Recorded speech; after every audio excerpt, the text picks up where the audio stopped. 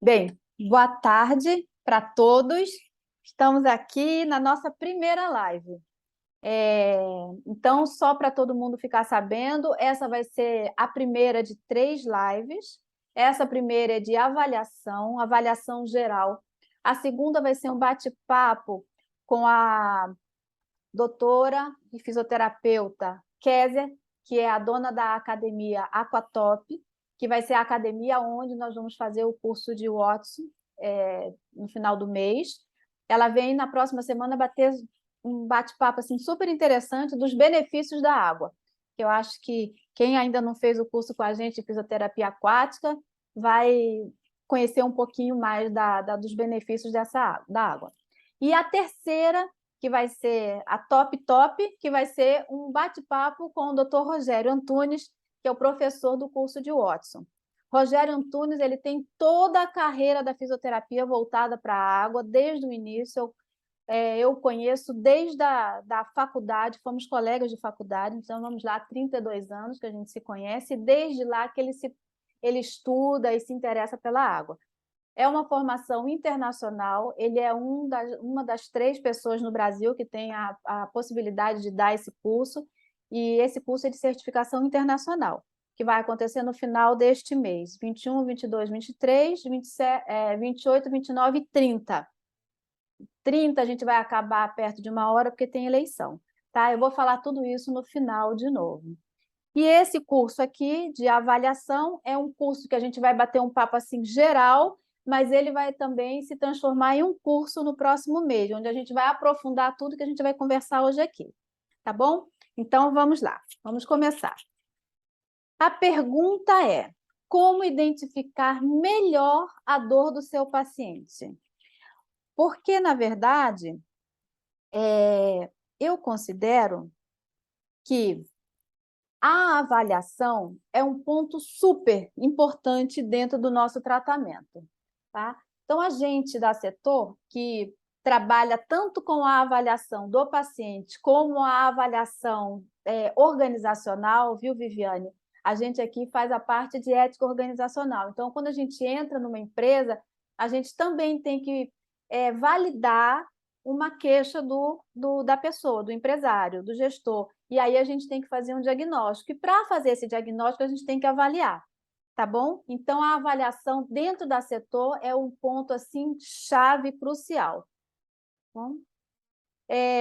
Para quem não me conhece, eu sou a Cláudia Paraíso, euzinha aqui, que estou aqui com vocês, tá? Eu também sou professora de ética organizacional e ética profissional. Eu já dei a formação de escoliose faz alguns anos, não cheguei a botar aqui, mas é um curso que foi assim muito bacana. Um dia, quem sabe, eu vou trazer ele de volta para vocês, tá? Eu sou formada em fisioterapia, em filosofia, tenho um mestrado, um doutorado. Então, tudo que a gente vai conversar aqui, eu não estou falando por curiosidade, não. São 30 anos estudando, 31, 31, 32. Não vou chegar ao ponto certo, porque daí vocês vão contar a minha idade. Tá? E aí a pergunta, assim, para a gente avaliar, a primeira coisa que eu sempre pergunto é: o paciente da gente, que corpo é esse? Do que é formado esse corpo desse paciente? É só de osso? É só de músculos? É uma inervação só de nervos? Sistema circulatório? Não, é tudo. Tem as emoções, tem tudo. Então, quando a gente avalia esse paciente, a gente não pode fazer aquela avaliação estanque igual para todo mundo, e a gente vai entender por quê. Porque nós somos a história da nossa vida. Sabe, o corpo da gente, meus músculos, a maneira como eu respiro, a maneira como eu me comporto, que meu gestual, é a história da minha vida, tá? E aí, qual é a regra de ouro para nós fisioterapeutas? O que vocês acham? A primeira regra é ouvir o paciente. Primeiro que aquele paciente, quando ele chega até nós, é porque ele tem alguma dor. Se não uma dor física, mas uma dor, um constrangimento, uma sensação de dor, uma falta de alguma coisa. Então, às vezes, essa escuta você vai fazendo pontuações, vai observando a maneira como ele te conta. Às vezes esse paciente chora, às vezes ele ri, às vezes ele bate na mesa, a maneira como ele senta, o tom da voz dele é um tom doce, é um tom agressivo. Tudo isso faz parte da escuta, né? Da escuta desse paciente. E aí, como ele vai trazer essas queixas? Vai contar uma história. Às vezes a gente gasta muito tempo escutando o paciente, mas é essencial, porque a história dele vai nos dizer exatamente o ponto que ele está. A história dele, a história da família dele, em relação às doenças, aos comportamentos, em relação a ele. Não é que a gente vai querer fofocar da família dele, saber da história, não. A gente quer saber tudo que vá nos levar a um caminho de assistência a esse paciente. Então, antes de qualquer coisa, acolher, sentar, olhar nos olhos, conversar, e aí já é um primeiro passo e é o passo mais importante, tá? Então, seguindo depois. Então, esse paciente já chegou, eu estou fazendo assim um retorno porque entraram várias pessoas agora. O paciente já chegou, tá? Esse paciente é um conjunto de todos os sistemas e emoções. Nós já começamos a escutar esse paciente, tá bom? Então, depois que a gente sentou, fez a escuta da história dele toda, a gente vai começar a nossa avaliação. E por quê? Por exemplo, o paciente marca uma consulta. E aí ele chega e diz: não, doutora Cláudia, eu estou com um diagnóstico aqui já que o médico me deu. Eu não preciso fazer a avaliação, eu já tenho o diagnóstico. E aí o que nós vamos dizer? Está correto, o senhor já tem um diagnóstico clínico. Eu não sou médica, eu sou fisioterapeuta, então eu preciso fazer um diagnóstico cinético funcional, um diagnóstico das suas condições e habilidades para realizar uma atividade, tá? Então, por isso, eu sempre peço uma primeira sessão de avaliação. E essa sessão normalmente é a mais longa de todo o tratamento. Ela às vezes dura 1 hora, dura 2 horas. Eu sempre marco no mínimo 2 horários para uma avaliação. Tá? Estou passando para vocês a minha experiência. Vocês estão me ouvindo direitinho? Porque eu estou recebendo aqui a mensagem que minha internet está ruim. Eu estou ouvindo, Tá? Cláudia. Só Tá, agora ó. que deu uma paninha, mas foi uma coisa bem Ouvindo. Tá, ó. Quando não ouvirem, me avisem, tá? Por favor. Então, o que eu considero? Para o tratamento, ele sair um tratamento redondo e a gente conseguir ir no ponto necessário, a gente precisa de uma avaliação muito rigorosa e muito criteriosa. Muito mesmo. Cada etapa que a gente vai avançando nessa avaliação vai demonstrar e vai precisar de todo o conhecimento que a gente tem. Porque é ali que é a primeira interação com aquele paciente, é ali que você precisa realmente entender a dor daquela pessoa, tá? E, assim, pessoalmente, Cláudia, eu acredito que 60%, no mínimo, do nosso tratamento é a avaliação. Porque na hora que você entende o problema dele, você consegue tratá-lo de maneira mais eficaz, tá? E uma outra situação, isso, Viviane, você que trabalha em empresas, Simone, para quem trabalha aqui com empresas e quem trabalha com outros pacientes também, normalmente chega para a gente uma queixa. Ai, doutor, eu estou com dor, por exemplo, no ombro, vim tratar meu ombro. Aí, tudo bem, eu já estou lá perguntando, conversando, mas dentro de mim eu sei que não quer dizer que o problema esteja no ombro.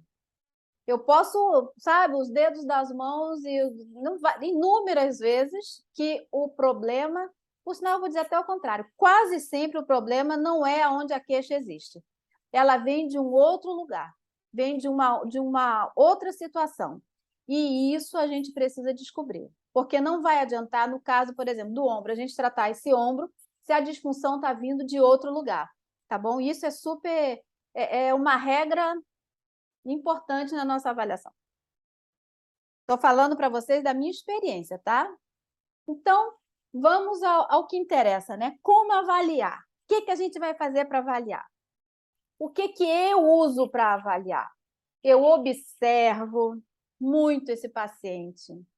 Eu converso, faço a minha anamnese, eu examino, eu vejo os exames de imagem e quantifico as minhas avaliações, tá? A gente vai destrinchar quadro por quadro.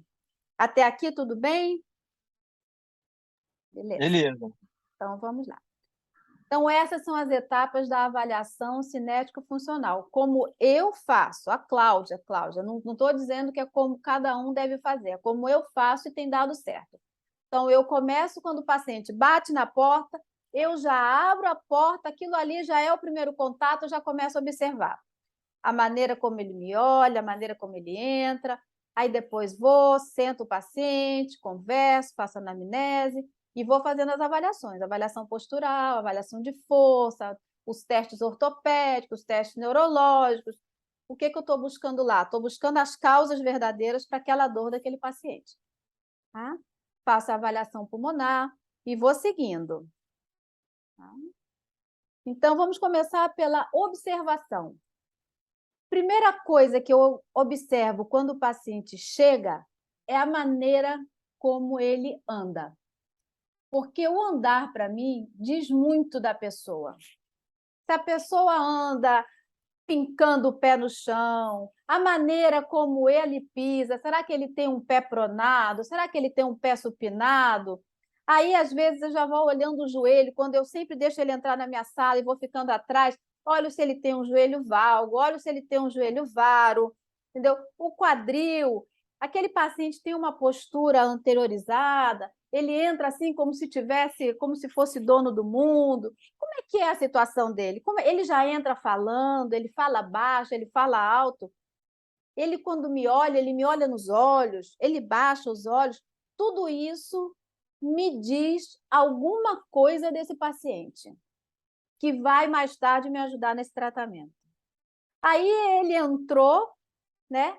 Normalmente ele aperta a minha mão, porque no primeiro contato a gente normalmente não dá beijinhos, né? Apertou, muito prazer. Esse aperto de mão vai me dizer alguma coisa. Não tem aquela pessoa que pega a pontinha da mão da gente assim, que é horrível? Essa é uma pessoa que é fechada, não quer se deixar tocar. É uma pessoa que não deixa que você entre no corpo dela, entre na história dela. Já me diz alguma coisa. Aquela pessoa que pega a tua mão e não larga e fica tudo bem, foi um prazer, não sei o quê. Esse é a pessoa que está precisando de auxílio. De alguma maneira, ele está dizendo, me ajuda, eu estou aqui, me ajuda. Tá? Esse é um segundo ponto. Tá? E aí vai, aqueles que tocam mais suave, o aperto de mão, para mim, a eficiência do aperto me diz também muito da pessoa. Tá? Aí ele senta. Chegou, sentou para a gente conversar, fazer anamnese e tudo mais.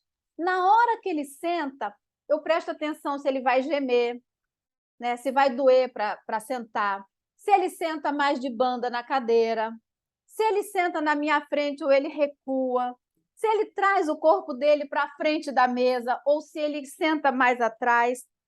Tudo isso vai me falando de quem é o meu paciente, sabe? Ao que ele veio, o que ele espera de mim e quem é essa pessoa. De maneira nenhuma, uma pessoa que senta longe de mim, aperta a minha mão desse jeito, eu já vou chegar tocando nela sem, sabe, de maneira muito, muito eficiente. Eu vou chegar muito devagar, pedindo muitas licenças, tá bom? E outra coisa que me chama muita atenção, na hora que eu peço para eles se despirem, normalmente eu peço para eles virem com uma roupinha de ginástica ou de sunga de praia, eu presto atenção nas cicatrizes. Porque cicatriz significa duas coisas: retrações dos tecidos e alguma história ali por trás. Tá? Por exemplo, eu tenho uma cicatriz na minha barriga. O que essa cicatriz representa? Foi uma vesícula que eu tirei. No meu exemplo, se eu fosse uma fisioterapeuta, ela fosse, né, me avaliar, o que ela poderia tirar dali? Ali eu tive uma cirurgia fiquei com uma retração próxima do diafragma, na barriga, né? Então, é um tecido diferente do resto da minha barriga. Mas, ao mesmo tempo, aquela cicatriz significou uma coisa muito importante para mim. Foi o momento que eu desmamei meu filho. Meu filho tinha 11 meses, eu fiz a cirurgia e eu tive que desmamá-lo por causa dos antibióticos, dos anti-inflamatórios e tudo mais, né? Então, por trás dessa cicatriz tem uma história. Às vezes é uma história irrelevante, mas na maioria das vezes é uma história marcante. Tá bom? Tudo bem até aqui, não? E aí, continuo na observação. Quando a gente olha um paciente, a gente tem que entender que ele é o resultado de um processo. Todos nós somos o resultado de um processo cinético e emocional dinâmico. Da mesma maneira como os nossos músculos, nossos ossos, a gente se mexe como esqueleto, as nossas emoções também fazem com que aquele movimento seja feito de uma maneira ou de outra. E a relação desses dois processos é que dá o que é o meu paciente. Então, meu paciente é sempre, nós todos somos sempre um processo cinético, tá? Emocional dinâmico. Tá? E a anatomia humana, normalmente, ela é muito mais do que uma simples bioquímica, reações, fisiologia, configurações bioquímicas. Ela é, além disso, ela tem uma morfologia emocional. Sempre. A gente não pode relevar a questão emocional dos pacientes da gente, tá? Como eu falei anteriormente, e como a gente vê nessa imagem aqui, estão vendo a imagem? Um paciente ereto, um paciente com postura de fechamento e um paciente com as amarras. Essa imagem aqui é forte, né? Esses cintos. Isso aqui são as amarras emocionais. São pontos do corpo da gente onde aparecem as amarras. Por exemplo, uma amarra na boca, é uma pessoa que tem dificuldade de falar, de se expressar. Aquela amarra se deu por alguma situação. Uma amarra na altura do peito, e essa terceira, essa daqui. Vocês conseguem ver quando eu mostro a seta, a mãozinha se mexendo? Sim?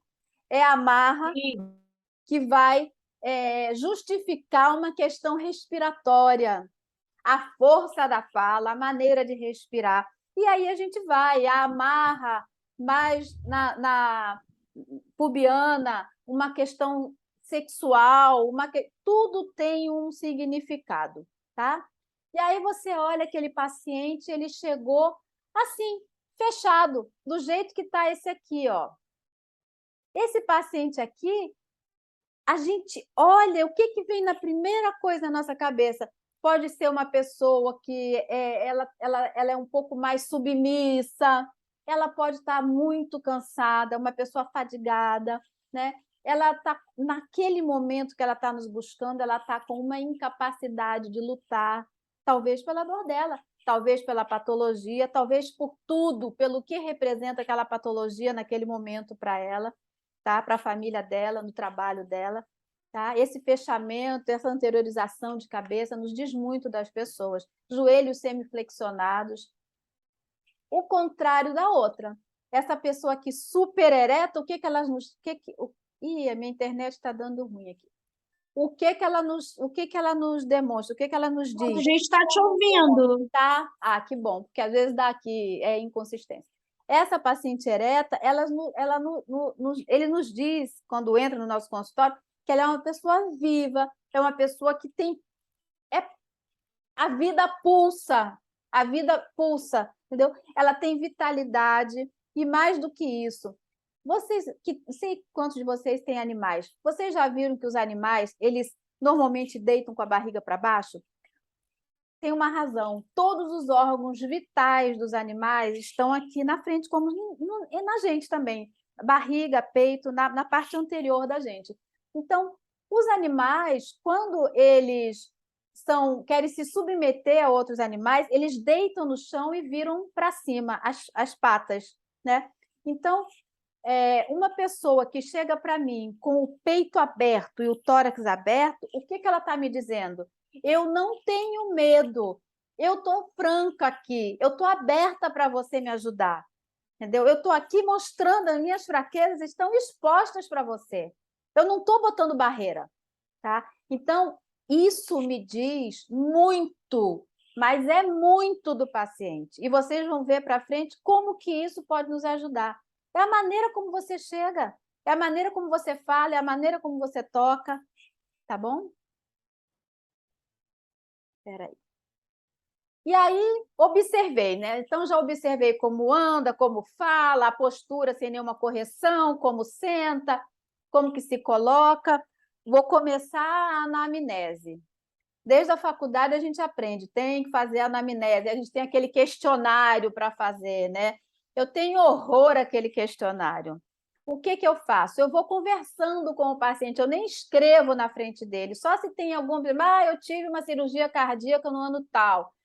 Eu quebrei meu braço no ano tal. Esses dados de datas eu anoto, mas nada mais, pessoal, mas vou registrando. Então, eu me sento e começo, então, tudo bem, como é que chegou aqui? É aquela escuta atenta. O que foi? Que dor é essa? Quando que começou? Como é que foi? E aí você pergunta e aguarda a resposta. E vai dando a chance para esse paciente construir a história da dor dele. E na medida que ele vai falando, você vai fazendo as perguntas chaves. Que ano começou? Sim, mas lá na frente ele já tinha me dito que, por exemplo, nasceu uma filha 2 anos atrás, e aí a dor começou há 1 ano e 8 meses atrás, né? Vamos supor, uma dor no ombro. E aí eu já vou começar a pensar, por exemplo, que o pegar a filha no berço pode ter sido uma causa. Isso tudo vai sendo construído aqui na minha cabeça, tá bom? Ele vai me dizer que ele mudou de trabalho do turno diurno para o turno noturno. E aí, mais tarde, ele me fala que ele sente muitas dores nas costas e não consegue dormir bem nos dias que está em casa. Tudo isso serve para mim como uma anamnese. Fora isso, à medida que ele vai falando, eu vou perguntando: olha, me diz aí quais as doenças que você já teve, tua família tem hipertensão, é cardíaca, você tem algum histórico de pneumonia, problemas respiratórios, você tem histórico de fratura, osteoporose, algum histórico de câncer na família, e vou perguntando, teus exames estão ginecológicos, ou teus exames no teu médico, eles estão em dia?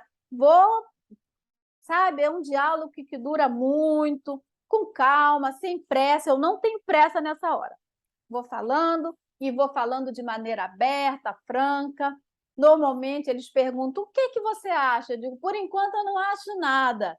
Estou ouvindo você, mas vamos seguindo. Quais são as tuas queixas? Eu estou com dor aqui na cabeça, estou com dor no ombro, estou com dor na lombar, estou com dor no meu pé. E, meu Deus, cheio de dor, como é que vai ser? É bom que nunca mais vai me abandonar. E levo tudo muito assim, para fazer o nosso diálogo muito leve. Mas eu consigo, nessa anamnese, mapear as doenças que ele já teve, as doenças dos familiares, as dores que ele tem, as queixas anteriores que já foram tratadas, os acidentes, e, enfim, e aquela conversa para ir sentindo o emocional. Acabou isso aqui, eu vou para a parte de... Eu sempre faço isso, logo de saída. Vejo a pressão, depois de todo esse diálogo. Afiro a pressão, faço a ausculta pulmonar, básico, vejo a saturação. Tá? Isso aí são 3 coisas que eu faço no início e no final, sempre. E quando eu marco a consulta, eu sempre peço para trazer os exames. Olha, se tiver exame, me traz. Traz a tomografia, traz a radiografia, se tiver, traz exame de sangue. Mas você quer exame de sangue para quê? Você não é médica? Não, eu não sou médica, não, mas eu quero o exame de sangue. Vou dizer por quê. Porque se você tiver com uma anemia, eu não posso fazer exercícios fortes em você. Se você tiver, por exemplo, com um índice de diabetes, eu também tenho que prestar atenção no teu exercício. Se você tem o cálcio ou o potássio pequeno, eu também não posso exagerar, vou ter que pedir para o teu médico tentar corrigir isso. Então, são pontos dentro do exame de sangue que a gente precisa saber, tá? Na hora que a gente põe um paciente para fazer um tratamento, um exercício, você está trabalhando com a bomba, né? Cálcio, potássio, está trabalhando com contração e distração de músculo, de ossos. Você tem que saber se aquele paciente está com os ossos bacanas, se não tem osteoporose, não tem osteopenia, se ele, né, tem força respiratória, né? Vejo a radiografia, tudo isso eu vejo no primeiro contato. Os exames de imagem, eu me dou o direito de ver na saída dele, para não me influenciar na minha resposta, na minha avaliação. Eu peço, eu vejo só a pressão, a respiração, a saturação, tá? E a ausculta pulmonar. E o exame de imagem, eu deixo em cima da mesa. Depois que eu fiz o meu mapeamento, eu normalmente até peço, deixa aqui comigo, próxima sessão você pega. Porque aí eu vou bater o que eu achei com o que o exame de imagem deu, tá? Até aqui foi, né? Então, já observamos, já fizemos a anamnese, tá? E vamos seguindo. E aí a gente vai... Eu vou pular esse aqui para ir para o exame postural e depois eu volto para esse de força, porque esse não é o primeiro que eu faço, tá?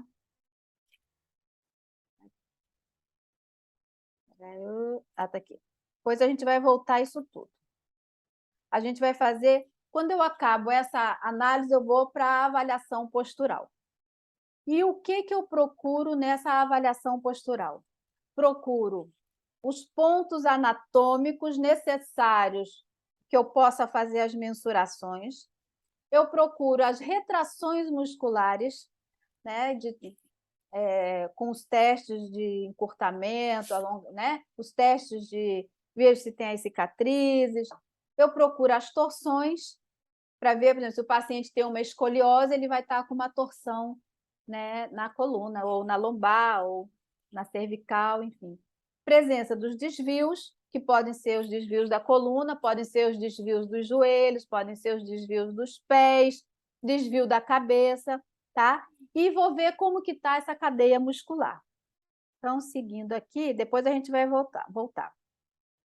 Eu vou aumentar aqui, que é para vocês poderem ver melhor isso aqui. Deixa eu ver como é que a gente aumenta. Espera aí. É aqui no maisinho. Aqui, ó. Estou no maisinho. A gente vai começar, por exemplo, olhando. Aí eu ponho meu paciente com pouca roupa, tá? Na frente do espelho. Por quê? Porque na frente do espelho, além dele olhar o que eu também estou vendo, ele vai conseguir se ver. Porque a gente não consegue enxergar os problemas no nosso corpo. Às vezes está tão introspectado, está tão acostumado, habituado, que fica, não vê que tem um ombro mais alto, ou que tem um pé plano, ou que tem um joelho valgo. Então, eu sempre uso o espelho. Aí vocês vão perguntar, Cláudia, alguém já se negou? Já. Alguém já se negou, sim. Eu tive já paciente que não quis ir para o espelho, porque disse que não se suportava olhar no espelho.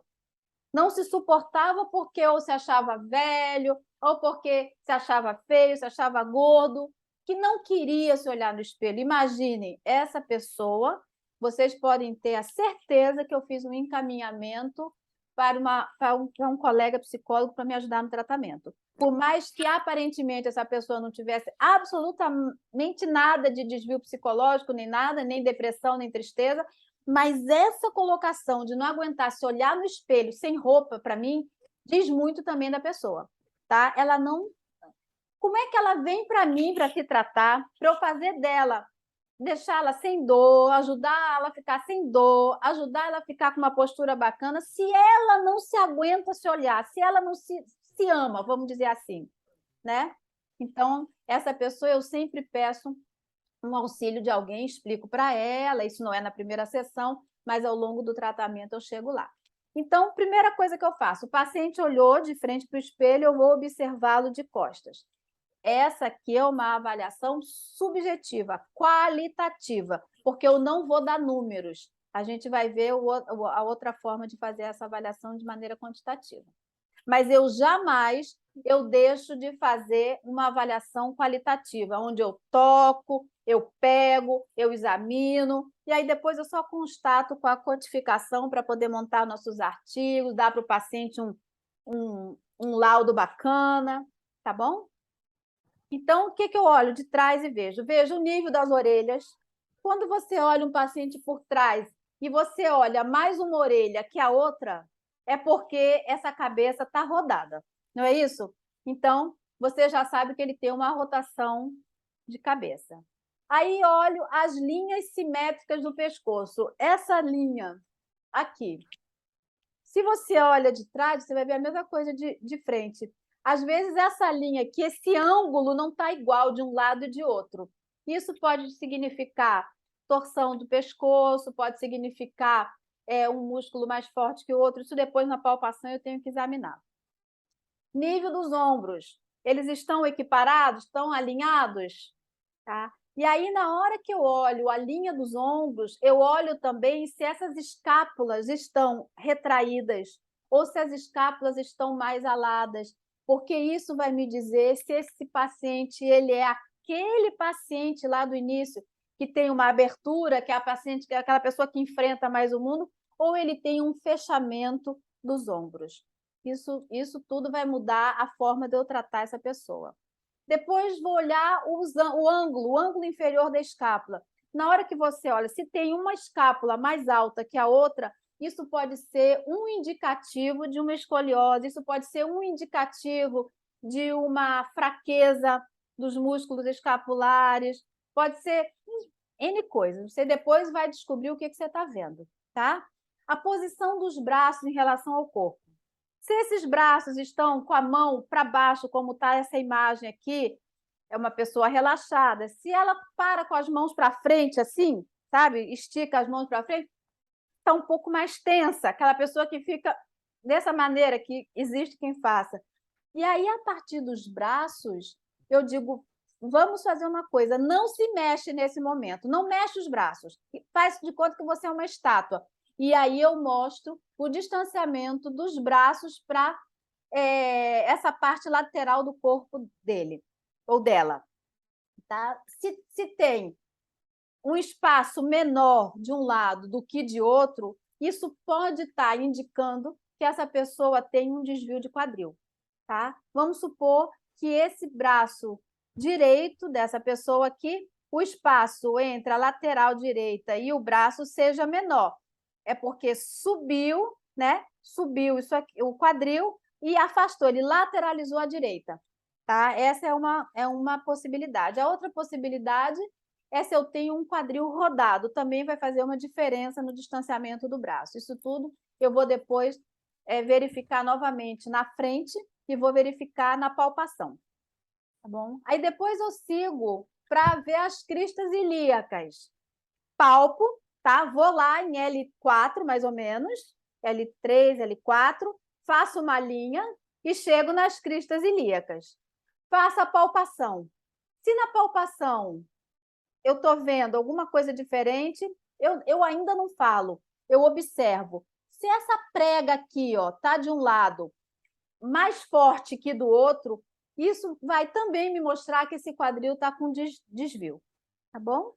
Vou descendo, prega das nádegas.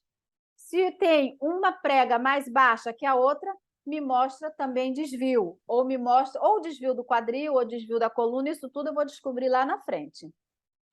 Dobras dos joelhos, por posterior. Se a dobra do joelho, uma está reta, a outra está assim, significa que eu tenho esse joelho diferente, de morfologia diferente. Um está olhando para frente, o outro está olhando para o lado, quer dizer, a gente está com uma rotação, possivelmente. Tá? Ou se eu tenho uma prega mais aparente que a outra, pode significar que esse... Estou indo muito rápido, gente? Quer que eu fale mais devagar? Eu me empolgo e vou rápido, né? Vou falar mais devagar. Pode ser que essa prega me mostre que o joelho está flexionado ou muito estendido. Um muito flexionado, o outro muito estendido. E aí eu desço para os pés. para os pés, eu vou avaliar se essa pessoa tem o pé pronado ou o pé supinado. Tá? Pé pronado, aquele que desaba para o interior, tá? E o pé supinado, aquele que roda para a parte externa do pé. Até aqui tudo bem, né? Eu viro esse paciente de frente e vejo alguns pontos. Eu não sei se eu trouxe a imagem de frente, mas de frente eu vejo posição dos olhos, posição da orelha, também para ver se tem rotação ou não, posição das clavículas, para ver se uma é mais alta que a outra, ombro, apêndice tifoide, distanciamento dos braços, espinhas ilíacas no quadril superior e inferior, tá? Na parte anterior. A mesma coisa eu fiz na parte posterior. Posicionamento dos joelhos e posicionamento dos pés. Vejo se os dedos estão mais grudados no chão de um lado ou de outro. E isso tudo eu anoto. Tá? Anoto porque depois eu vou mostrar para esse paciente. De lado, o que eu observo de lado? Se eu tiver um prumo, a gente trabalha muito com prumo. Não sei se vocês trabalham na clínica de vocês. Antigamente, eu trabalhava muito com prumo. Agora eu já consigo meio que... Meu olhar já vai direitinho, mas o prumo, se você coloca no paciente aqui, esse fio, ele tem que passar, ele tem que fazer este caminho aqui, ó. Passar pela orelha, vir no meio do ombro, seguir pelo braço, passar pela lateral do joelho e acabar, ó, nesse posicionamento do pé. O que acontece quando o paciente ele está anterior... Oi? Quem falou? Nada? Quando o paciente está anteriorizado, ele está além dessa linha média. Quando ele está posteriorizado, ele está atrás. Alguém está me perguntando alguma coisa? Desativa o microfone aí dele.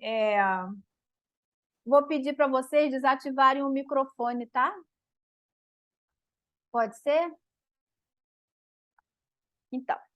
Então, seguindo. Essa é uma avaliação que eu faço olhando no espelho. Acabei essa avaliação, eu chamo pelo paciente.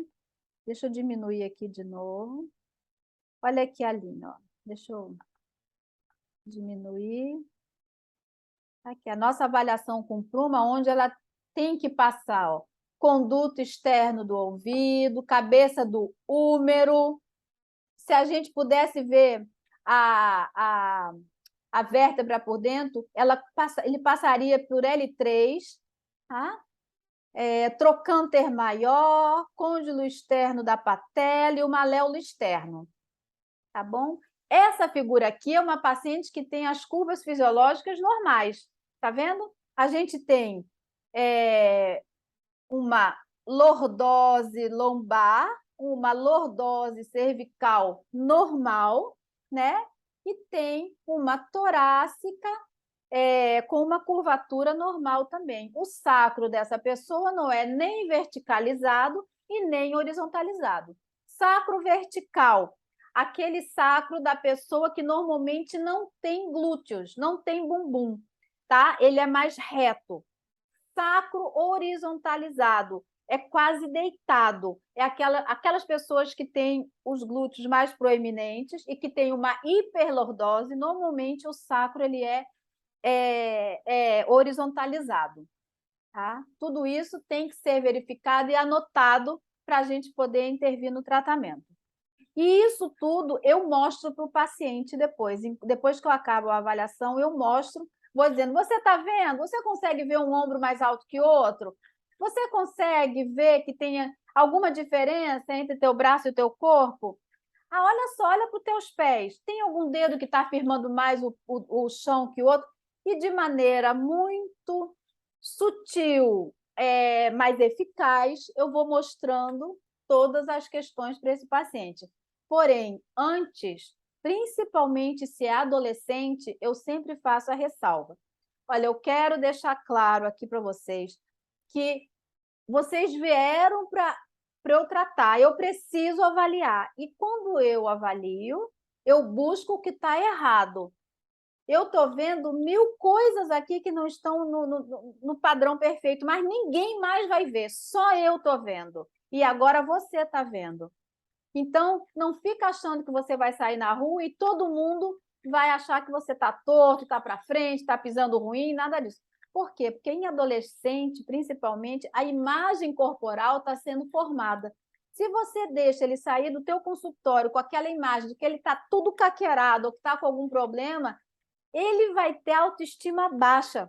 E isso vai influenciar em outro ponto, nos relacionamentos, no desenvolvimento. Então, eu sempre deixo muito claro isso. Até aqui, tudo tranquilo?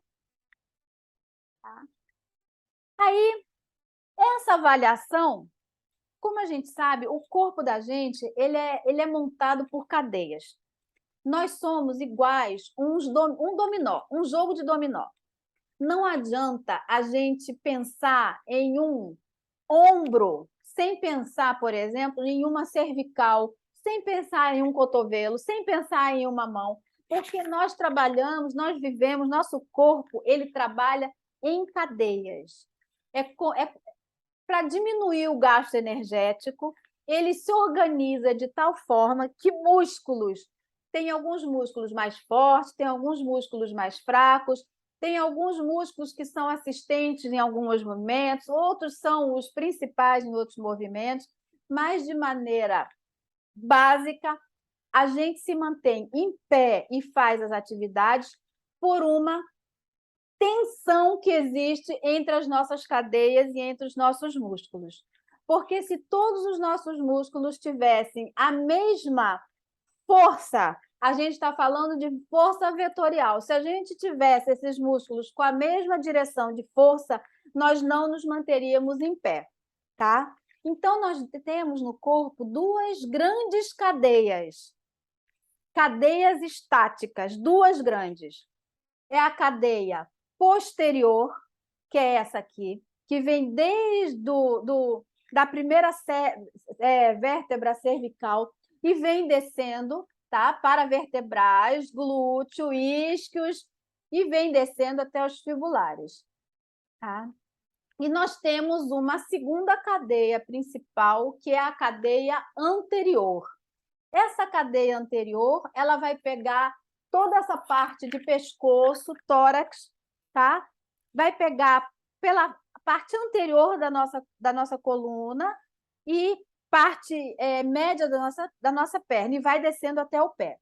Tá? Por que que isso aqui é importante da gente saber? Porque não adianta a gente tratar como nós aprendemos na faculdade, pelo menos lá quando eu estudei, eu aprendi muito isso, tratar de maneira local o paciente. Não adianta, porque se aquele local está com problema, como eu já falei lá mais cedo, às vezes o local não é a causa, é só o efeito da causa. A dor é naquele local, mas o problema está em outro ponto. Então, a gente tem que procurar isso. E, independente disso, aquele local está enfraquecido, outros músculos mais fortes vão tomar conta daquilo ali para preservar a função do movimento, a função da respiração, as funções do corpo. Então, nós temos que procurar as retrações e as fragilidades dentro desse corpo desse paciente. Tá bom? Concomitantemente, essas principais cadeias, existem algumas pequenas cadeias que a gente chama cadeias acessórias. Tá? Tem a anterior interna do ombro, tá? A superior do ombro, lateral do quadril, anterior do braço, a inspiratória e anterior interna do quadril. Vou dar um exemplo para vocês falando de cadeia inspiratória. O nosso paciente chega com anteriorização de pescoço. Vamos pensar nesse exemplo. Anteriorização de pescoço. A gente diz que esse músculo daqui, tá? Que sai daqui e desce até o diafragma, vocês estão vendo aqui? Esse músculo, ele vai estar todo ineficiente, porque esse paciente, ele trouxe esse pescoço para frente. E essa ineficiência, ela vai bater lá no diafragma.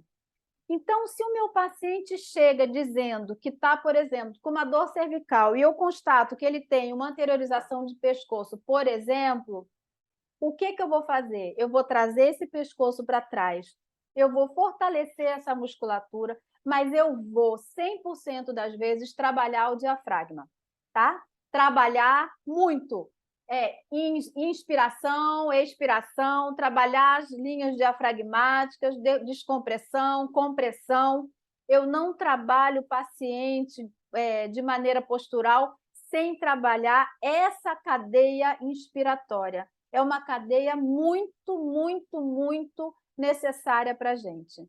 A mesma coisa, o paciente que tem uma retificação, leva tudo para trás e retifica. Ele vai ter isso aqui tudo espasmado, forte.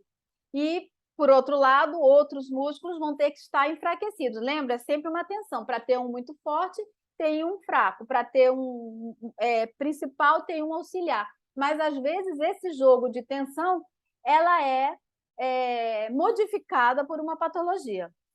Então, nesse caso, eu vou fazer esse paciente que tem isso aqui, trabalhar um pouco mais a musculatura do peitoral, trabalhar um pouco mais musculatura posterior de pescoço, trabalhar ombros, e aí você vai equilibrando a musculatura desse paciente, isso já no tratamento. Mas para você chegar lá, você tem que avaliar. Tá? Avaliar para saber qual é a cadeia que é a cadeia predominante daquela pessoa. Ele é daquele tipo que chega mostrando ao que veio, ereto. Se ele é assim, nós vamos ter uma cadeia anterior em abertura total, às vezes com retificação. Então, você vai ter que trabalhar a respiração para trazer essa mobilidade do paciente, para ele melhorar o movimento de marcha, melhorar o movimento de respiração, o movimento de posicionamento no espaço. Do contrário, esse que vem para frente, para mim, qual é a cadeia? Na verdade, esse que vem para trás, eu falei o contrário, esse que está aqui atrás, se ele está para trás, é a cadeia posterior que está puxando. Se ele está para frente, é a cadeia anterior que está puxando. Então, dependendo da posição dele, é onde eu vou alongar e é onde eu vou fortalecer. Tá bom? Não é uma tensão? Então, se eu tenho músculos posteriores muito fortes, ele vai fazer isso aqui. Vocês já viram essas pessoas que fazem muito peso na academia, que não conseguem fechar os braços e são assim? Porque, na grande maioria das vezes, eles não alongam essa parte anterior. São fibras encurtadas. Eles fortalecem muito essa parte do ombro, parte posterior, e não alongam. Então, criam uma desestabilização muscular. Até aí está tudo bem? Está acompanhando? Tá? Então, tudo isso é na minha avaliação. Avaliação até agora de olho. Olha só quanta coisa a gente tem para ver nesse paciente. Então, agora eu vou voltar. Acabando essa avaliação. Tinha uma outra coisa que eu queria falar para vocês. Deixa eu voltar lá atrás agora. É isso aqui. A gente que é da fisioterapia, que somos fisioterapeutas, nós somos obrigados a saber biomecânica. A biomecânica tanto do movimento, quanto a biomecânica muscular, vertebral, dos pequenos movimentos. Tá? Então, vocês estão olhando aqui uma vértebra. A vértebra ela tem na frente um processo espinhoso, tá? E ela tem dos lados os processos transversos. Então, quando você... Vou dar um exemplo da escoliose. Você avaliou o paciente, viu que ele tem escoliose, por enquanto, vamos guardar, né? Não vamos dizer nada para ele por enquanto. Você vai fazer... Eu faço sempre um desenho na minha avaliação. Eu ponho uma cabeça, um pauzinho assim, um horizontal e um triângulo, para me dizer a posição daquela escoliose. Se é dorso lombar direita, dorsal direita, lombar esquerda, mas tudo bem. Sigo na minha avaliação. Antes de deitar o paciente para fazer a palpação, eu tenho na minha mente isso. Vamos seguir no exemplo da escoliose. Todas as vértebras, ela tem essa formação. As cervicais têm uma formação diferente das torácicas, são diferentes das lombares, tá bom? A primeira coisa que eu tenho que ter em mente é o seguinte: nós temos uma hegemonia, uma função que nada destrói ela, que é a função do olhar, do equilíbrio. Então, o nosso olhar ele vai estar sempre reto. Mesmo que o corpo da gente esteja curvado, a cabeça da gente vai fazer isso aqui para frente, tá bom? Porque as duas primeiras vértebras, C1 e C2, atlas e axis, ela tem um forame e a vértebra de baixo, tá? Vai engatar na vértebra 1, tá? E elas vão dar sorte de fazer um micromovimento de maneira que essa pessoa não perca esse olhar para a horizontalidade, tá bom? Não sei se vocês lembram do Frei Damião, lá de Pernambuco, ficou super conhecido, andava assim, quase encostando a cabeça no chão, mas o olhar dele era para cima. Então, a primeira coisa que eu examino são as vértebras axis e atlas. E como que eu examino? Eu palpo, tá? Palpo os processos transversos e palpo também a metade, no meio, bem no meio, quando acaba aqui no início da cervical. Isso vai me dizer duas coisas: se essas vértebras têm micro-rotações e se, na hora que eu apertar, o paciente disser, eu senti um pouquinho de dor, eu pergunto instantaneamente para ele: o senhor ou a senhora costuma ter dor de cabeça? Costuma ter migranas, aquelas luzinhas assim? Se sim, eu tenho que ir mais tarde tratar essas duas vértebras. Também não comento nada, só se ele disser que sim ou que não, ali está a minha resposta. Palpei, teve dor. Questionei, ele disse, ok, eu tenho muita enxaqueca, tenho migranas, eu vejo luzinhas, eu já sei que tem alguma disfunção em C1 e C2, tá bom? E aí eu sigo para baixo. A gente está habituada, os médicos, sobretudo, eles estão habituados a trabalhar com grandes movimentos. Os movimentos ou para frente, ou para trás, ou para um lado e para o outro. Nós, fisioterapeutas, nós temos que saber que cada vértebra ela tem os micromovimentos. Tá? As vértebras elas se mexem tanto para frente, quanto para trás, quanto para um lado, quanto para o outro lado. Tá bom? Então, é essa imagem aqui, essa segunda imagem. Se uma vértebra está junto da outra e ela se mexe dessa maneira, o que vai acontecer? Eu vou ter uma abertura, deste lado daqui, da coluna, e eu vou ter um fechamento desse lado daqui. Isso significa que o lado que a vértebra está aberta, eu vou ter a musculatura mais estirada, mais tensa. O lado que ela está fechada, a musculatura está mais fechadinha, mais relaxada, tá bom? Que pode dizer muito no meu tratamento. Músculo muito estirado, como na escoliose. Você tem a parte côncava e convexa da escoliose. A parte côncava é uma parte muito tônica. A parte convexa, por estar muito estirada, é uma parte mais enfraquecida. E isso vai determinar a forma do nosso tratamento. Tá bom? Então, tá aqui mais uma vez aquela imagem. Deixa eu ver se eu consigo fazer essa imagem ficar maior para a gente... Ai! Eita! Sai daí! Aqui. Vamos ver se eu consigo fazer essa imagem ficar maior. Acho que aqui é o máximo que eu consigo. Vocês estão vendo o que acontece com um pescoço muito retificado? Tá vendo? Ele vai ter um espasmo nas primeiras vértebras e vai ter uma musculatura muito mais tensa do que nesse que está anteriorizado.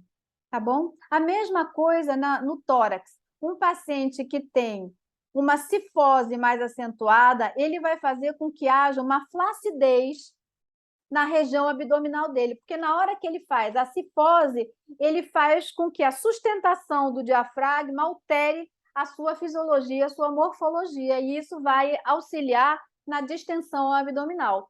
E, ao mesmo tempo que ele faz isso, ele vai ter que, para conseguir manter o equilíbrio, rodar o quadril. Se ele se joga assim, ele vai rodar o quadril posteriormente, tá bem? Para poder... Desculpa, ele vai rodar o quadril anteriormente, para poder manter uma posição. Tá aqui, ó. Cifose, quadril rodado anteriormente, tá? Paciente com mais retificações, tá? O quadril rodado posteriormente. Tudo isso tem que ser observado na avaliação. A gente ainda está na avaliação postural, tá bom? Opa. Peraí.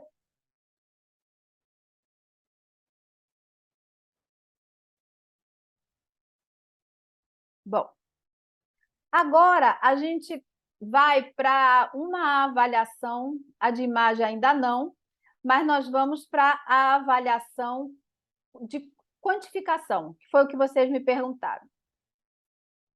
Minha equipe e eu, a gente, quando faz a avaliação do paciente, a gente faz essa avaliação de observação e de contatos e de testes e palpação, mas a gente faz também uma avaliação de imagem através de um aplicativo que nos dá esse resultado aqui. Ele não é 100%, porque os pontos, às vezes, vocês estão vendo que ele marca os pontos, às vezes esses pontos não saem no lugar perfeito, então nós vamos lá e nós corrigimos. Mas ele nos mostra um caminho. Após a nossa avaliação de observação e a avaliação postural de maneira larga, eu tenho essa quantificada que vai me dar certeza de que, juntando as duas, eu vou ter a resposta correta. Vejam, essa paciente, Viviane, você estava me perguntando. Veja essa paciente. Esse aplicativo, ele faz tanto a avaliação anterior, como posterior, como lateral, e nos dá todas as respostas. Ele se chama Physiocode Postura, tá? Posture. Physiocode Posture. É isso aí. E então, na hora que eu faço a foto de frente, ele mapeou, aí vai dar a posição da cabeça, a posição do quadril, a posição dos pés, e vai dizer as possíveis causas. É 100%? Não é, tá? É um auxílio. Mesma coisa na lateral. Eu vou fazer a foto na lateral. Aqui nesse caso, vejam, nessa foto daqui, como o paciente está além daquela linha média, está anteriorizado, tá? E aí ele me dá também um índice de patologias e um índice de acerto, de possibilidades de patologia, de queda, alguma coisa assim, tá bom? Porque a gente sabe que paciente muito com a cabeça muito anteriorizada, quando é muito mesmo, quanto mais a cabeça é para frente, mais ela pesa, mais tem risco de queda. Mas concomitante, paralelamente a esse exame, nós fazemos outros exames. Deixa eu achar ele aqui. Porque não estou conseguindo.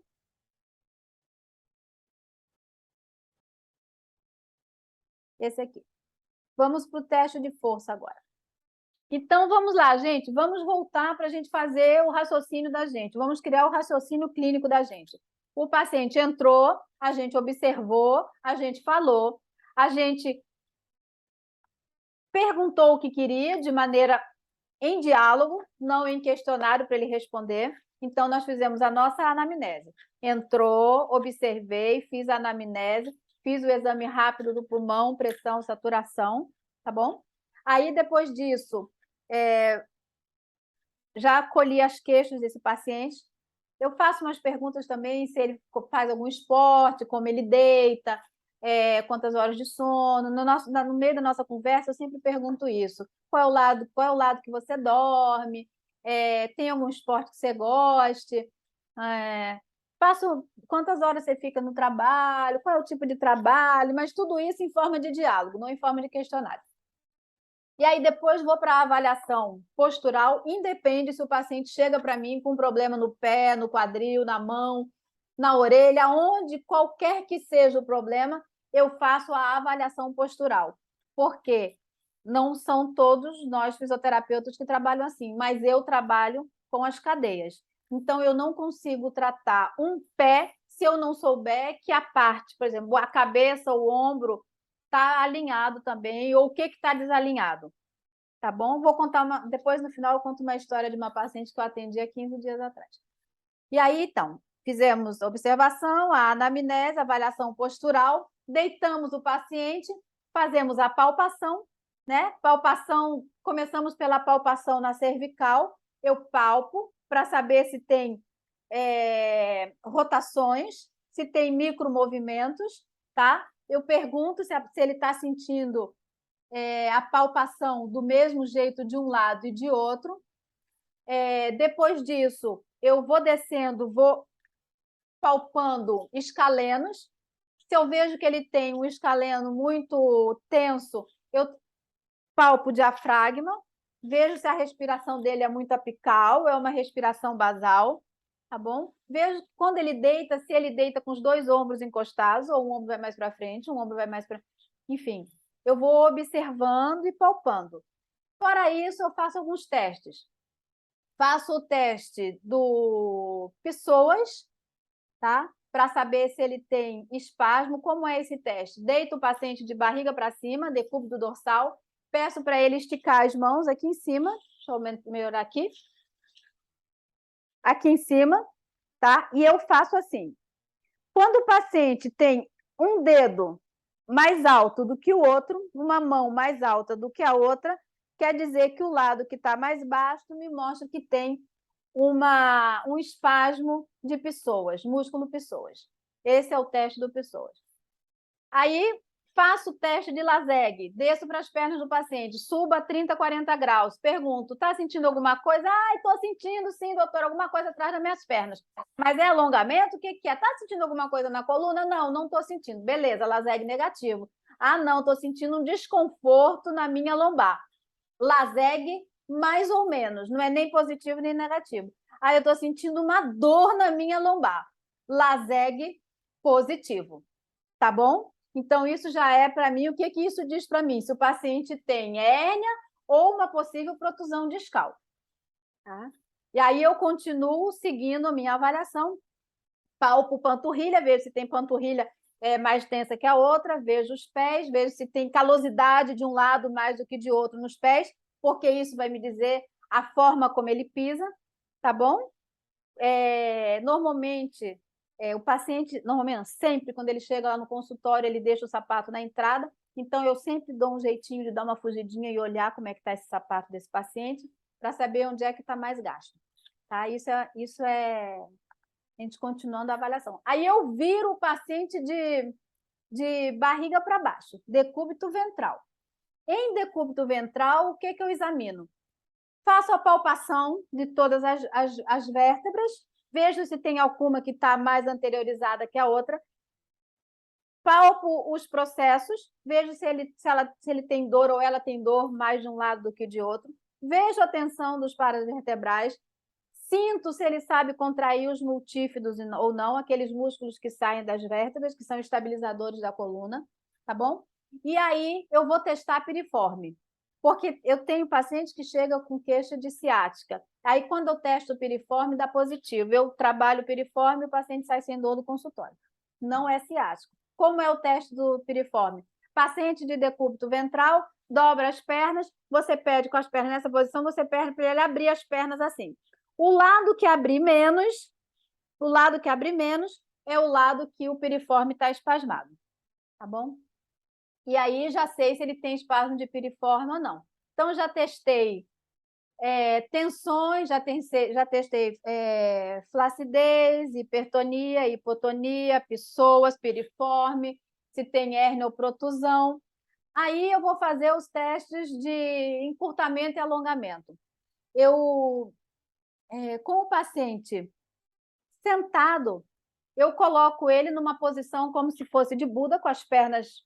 Não, eu coloco ele primeiro sentado, com as pernas dobradas, tá? E peço para ele manter a coluna ereta. Se ele me diz, eu não consigo fazer isso, é difícil para mim, então eu constato que ele tem um encurtamento pélvico-trochanteriano. Peço para ele fazer isso aqui com os braços. Se no que ele faz isso, ele mergulha, ele tem o encurtamento também da cadeia anterior, tá bom? Aí, depois que eu fiz essa parte, eu estico as pernas do paciente, coloco ele nessa posição aqui e estico. Com ela esticado, sempre peço, vamos tentar manter a coluna reta. Se o paciente não consegue, então aí ele vai ter o encurtamento de músculos isquiotibiais, tá bom? Então, aí eu já mapeei se ele tem encurtamento pélvico-trochanterianos ou isquiotibiais. Isso tudo eu vou anotando, que é para eu fazer o meu tratamento depois. Põe o paciente em pé. Vou palpar a espinha ilíaca póstero superior e póstero inferior. No que eu peço para o meu paciente flexionar uma perna ou flexionar a outra, eu vou saber se aquela espinha está com alguma fixação, porque na hora que ele flexiona, se uma sobe mais, a outra sobe menos, é porque tem uma fixação de um lado ou de outro. Coloco o paciente com as pernas um pouquinho abertas em pé e peço para ele ir à frente, deixar os braços caírem e ele vai à frente, até um ponto que não exista dor. Isso vai me dizer o quê? Se ele tem uma gibosidade escoliose, vai me dizer até que ponto ele chega, as retrações que eu tenho também de musculatura posterior e a condição dele de estiramento ou não, se ele é uma pessoa que tem pouca flexibilidade ou muito. Tá bom? Então, já observei, já conversei fazendo anamnese, já fiz a avaliação postural, já fiz a minha palpação, já fiz alguns testes. Passando tudo isso, dependendo da queixa do paciente, eu faço testes específicos. Vamos dizer que o paciente venha com um problema no joelho. Então, depois de fazer tudo isso, eu vou fazer os testes específicos para joelho. Ou tem um problema no cotovelo, vou fazer os testes específicos para cotovelo, para tirar as minhas dúvidas, tá bom? E aí, quando eu acabei todos os meus testes, gente, eu sei que é muita coisa, mas olha só, esse bate-papo é só para a gente saber como é que vai fazer uma avaliação de maneira global, porque, como eu já falei no início do nosso encontro, são 3 lives. As 3 lives elas vão culminar em um curso de hidroterapia, chamado OTSO.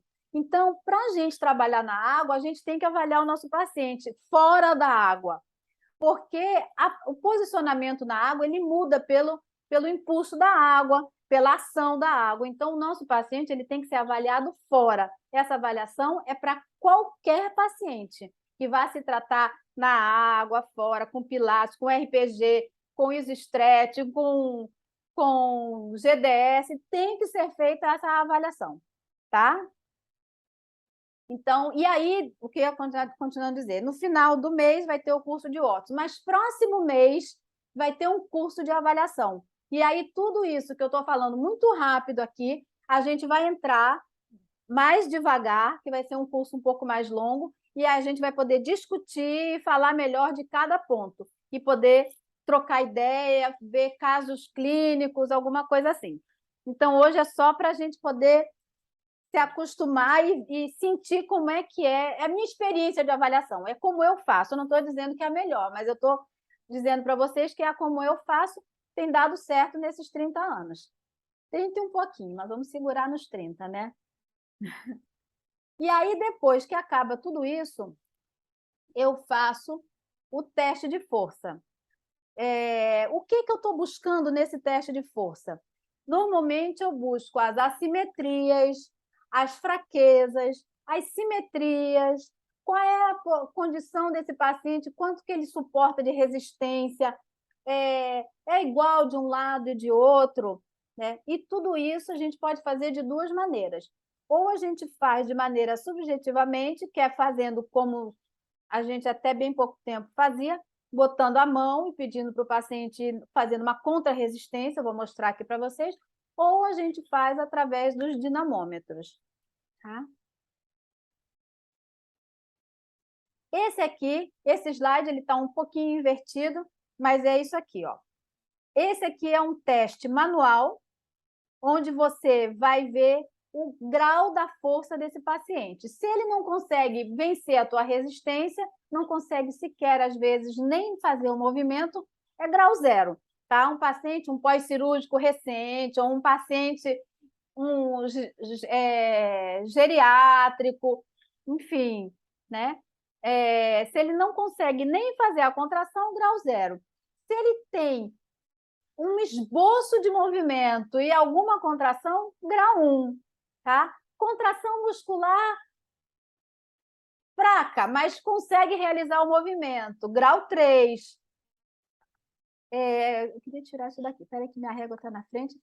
Se ele realiza o movimento com uma resistência um pouquinho mais forte, grau 4. E se ele consegue superar uma resistência eficaz, é grau 5. Eu ainda, nas minhas fichas, eu coloco, a partir do grau 2, eu coloco grau 2 mais ou grau 2 menos. Quando é grau 2 mais, é aquela coisa, ele está quase conseguindo fazer essa resistência, mas não está lá ainda. Quando é 2 menos, ele está mais para fraco do que para forte. E assim eu vou fazendo. No 2, no 3 e no 4, eu normalmente uso grau mais e grau menos. Tá? Então, nós sempre fazemos esses testes. Por quê? Lá está a nossa mão, está a nossa sensação, dá o nosso tato. Nós somos fisioterapeutas. Fisioterapeutas trabalham com as mãos. Na verdade, às vezes eu acho que a gente nem precisava tanto os olhos, mas as mãos a gente não podia não ter esses tatos e essas sensações que a gente tem nas pontas dos nossos dedos. Então, o contato da gente com os pacientes é uma coisa muito importante. Eu tive uma época que eu tinha muito estagiário no consultório, não era um consultório, era uma clínica. E aí, quando chegava na hora dos estagiários fazerem a tração manual, pegavam com força e dizia, olha, independente de quem está deitado, vocês têm que sentir como se fosse uma continuação do braço de vocês. O contato da mão tem que ser um contato de carinho, não é um contato, é um carinho formal, não é um carinho de fazer, né? Vamos supor que esteja lá deitado um homem maravilhoso ou uma mulher maravilhosa e a pessoa vai fazer aquele, não é isso. É um contato formal, mas carinhoso. Então, peguem, coloquem a mão cheia no pescoço da pessoa e puxem, tá? Com o corpo de vocês. Mas não usem os dedos como se tivesse com nojo do paciente. A mesma coisa quando a gente faz os testes. A gente não pode tocar no paciente com os dedos, assim, sabe? O dedo duro, assim, como se a gente estivesse com medo do paciente. A gente tem que tocar com carinho, sabe? Como se ele fosse a extensão da gente e sentir na mão o que está acontecendo. Então, quando a gente faz um teste de força manual, você está sentindo, você olha o rosto do paciente, você sente a musculatura daquele paciente. Então, 100%, a minha equipe e eu, a gente faz, tá bom?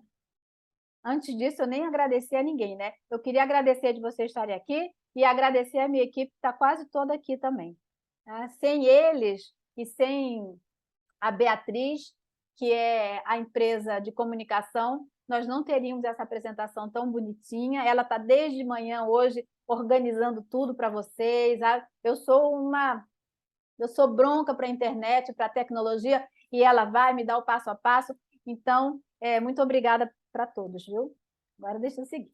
Aí, além dessa parte de subjetiva, que a gente qualifica com as mãos, a gente faz a parte quantificada. Nós, há bem pouco tempo, nós fizemos uma parceria com o Elastic. O Elastic é um dinamômetro que ele tem por trás dele toda uma inteligência artificial. Então, ele nos dá toda a força que o paciente tem no músculo, ele nos dá já as assimetrias, nos dá a assimetria, nos dá a relação IQ. Eu estou muito feliz. A gente está iniciando esse trabalho com a Elastic. Logo, logo, vocês vão ouvir falar dos nossos artigos e das nossas aulas sobre isso. Tá? Estamos começando a usar com os nossos pacientes idosos, né? No atendimento gerontológico, para poder ver se a gente consegue dar uma condição de vida melhor para eles. Então, eu trouxe aqui para vocês o exemplo do Elastic. Essa pessoa aqui fez o teste dos membros inferiores. Então, olhem para essa perna aqui. Vocês estão vendo que tem o quadríceps esquerdo está vermelho? Isso aqui me indica que tem uma possibilidade de lesão, uma diminuição de força nesse lado. Tá? Eu já tinha verificado isso com o meu exame, né, qualificado com o meu exame de mão, que ela estava com esse paciente estava com menos força no lado esquerdo que o direito, mas eu não sabia o quanto que ele estava. Só o grau, 2, 3, 4. Aqui eu tenho, olha só, o que aconteceu com o membro inferior direito? Olha a força do quadríceps. A gente sempre faz 3 tentativas. Então, a gente pega sempre a maior. Esse paciente fez uma força média de 11,47 e o máximo de força que ele fez foi 12,6 quilogramas na perna direita. Quando a gente fez esse mesmo exame na perna esquerda, a gente vai ter uma média de força de 8,93, tá? E a força máxima dele foi 9,6. Vocês estão vendo a discrepância? E não é porque é o lado dominante. Essa pessoa, o lado dominante não é o esquerdo. Tá? Essa paciente não tem o lado dominante esquerdo. E mesmo que fosse o lado dominante, é uma quantidade muito grande. Nós estamos falando de 3 quilos. É muita coisa, tá bom? Então, com isso aqui, a gente consegue fazer um atendimento focado. Você trabalha o todo e você vem chegando no micro. Não dá para você, como alguns colegas pensam, colegas fisioterapeutas, colegas médicos, que a gente pode tratar o ponto, a região, não dá, porque nós somos, como eu falei lá no início, um dominó. Tem que tratar o todo, e aí, então, depois que você organizar aquilo, você chega na questão micro. De repente, você nem dá tempo de chegar, aquilo ali se dissolve ao longo do teu tratamento, tá? A mesma coisa nesse outro paciente. Esse paciente aqui, ele fez o exame de força dos membros superiores e vejam o que deu. Deu uma assimetria entre o braço esquerdo e o braço direito, tá vendo? Sendo que no braço esquerdo, quando foi feita a abdução do ombro, demonstrou uma diminuição de força interessante e importante, que pode ser indício de patologia, tá bom? E o braço direito tem um risco de patologia, tá? Então, isso eu vou bater com a minha anamnese, eu vou bater com o meu exame de observação e o meu exame postural, tá? Tudo isso são caixinhas que eu vou juntando para poder montar o meu tratamento. Aí vocês vão me perguntar, como é que você trata? Bom, eu trato, não tem técnica certa. Se eu estou na água, eu vou tratar com fisioterapia aquática, vou relaxar usando o Watson, né? Se eu estou no consultório, vou tratar usando as cadeias, trabalho com RPG, trabalho com Renaudot, trabalho com a fisioterapia clássica, tá bom? Então, eu não vou dizer que eu uso uma técnica, são várias. Isso aí já é um papo para um outro momento. Mas só para vocês entenderem, aqui, esse é o exame de força. E fica um exame muito, muito bacana, porque você consegue certificar daquilo que você já tinha visto antes. Você consegue ver que você está no caminho certo. Tá bom? Teu paciente vai ficar mais feliz e você vai ficar mais feliz, né? Porque ele vai ter um resultado mais rápido. Nós já vimos aqui. Eu queria mostrar uma outra que eu não estou encontrando. Deixa eu ver se está aqui no final. Não. A gente faz também, engraçado, eu achei que eu tinha posto aqui, mas eu acho que eu não coloquei. Não coloquei. A gente faz também, quando se trata de um paciente com dificuldade de marcha, e normalmente, quando é idoso, a gente faz a avaliação da marcha. A avaliação da marcha, ela pode ser feita tanto pelos testes para essa avaliação, como também nós usamos um outro aplicativo, que é o Get Analyzer, para poder ver a cadência dessa marcha, distanciamento de passo, a quantidade de passos, a velocidade dos passos. Eu acho que eu não botei na apresentação, mas depois eu mando para vocês. E aí eu faço uma avaliação por mês, depois você puxa os gráficos e vem lá o quanto que teu paciente melhorou a passada, aumentou o distanciamento, a velocidade ou não melhorou. Então, é mais um dado quantificado que eu tenho. tudo que se referir à questão gerontológica, isso eu faço com todos os pacientes, sobretudo os que têm problema para deambular ou que têm uma dor no pé ou que é geriátrico, gerontológico, né? Mas toda essa parte gerontológica nós vamos ter daqui 2 meses, não no próximo mês, mas no outro mês, uma outra formação, que não vai ser comigo, vai ser com a fisioterapeuta Beatriz, tá? Que vai falar sobre a avaliação gerontológica. Então, lá ela vai dar todos os testes e vai falar de maneira muito enfática na questão da marcha do idoso, que é um ponto para nós, para a nossa equipe, que é um ponto crucial. Ele nos diz se o paciente tem possibilidade de queda, se tem um risco de queda, qual o grau de risco dessa queda, se nós, né, vai nos dizer o que nós temos que abordar mais diretamente com esse paciente, tá bom? Eu não sei, eu acho que eu não botei na apresentação que não está aqui, mas também nós usamos isso. E agora, seguindo, então já fizemos anamnese, observação, anamnese, avaliação postural, né? Os testes, fizemos a avaliação de força, fizemos a avaliação da marcha, tá bom? E aí, quando acabou tudo, eu vou fazer a avaliação das imagens no exame que ele me deu. Como isso? Essa avaliação, esse dia, ele é uma hora, é uma sessão extensa, dura às vezes 1h30, 2 horas. Na maioria das vezes, eu peço para esse exame ficar comigo, para eu poder ver. Ah, Cláudia, mas nós não sabemos ler tomografia, não sabemos ler radiografia, nem ressonância. Eu também não sei, gente, eu também não sei, não. Mas eu sei ver pelo menos o básico. Por exemplo, um paciente que me traz um exame desse daqui, o que vocês estão vendo? Olhem bem essa imagem aqui, por exemplo. Ó. Olha aqui. O que vocês estão vendo aqui? Nós temos uma parte mais pretinha, tá vendo? Nós temos aqui uma parte que perde a continuidade. Consegue ver isso? Então, isso aqui é um indício.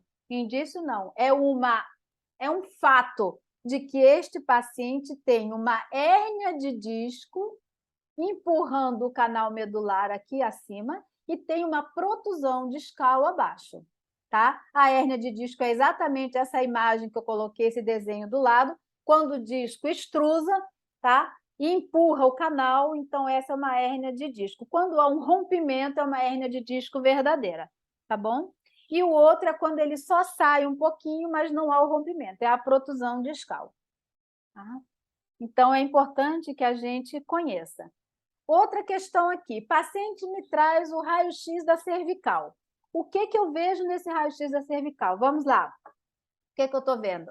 Primeira coisa, eu estou vendo uma cervical retificada.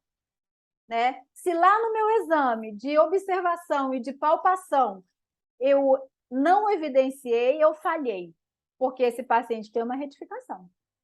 Tá? E ainda, se eu olhar com mais atenção, o que a gente vê aqui nessa área?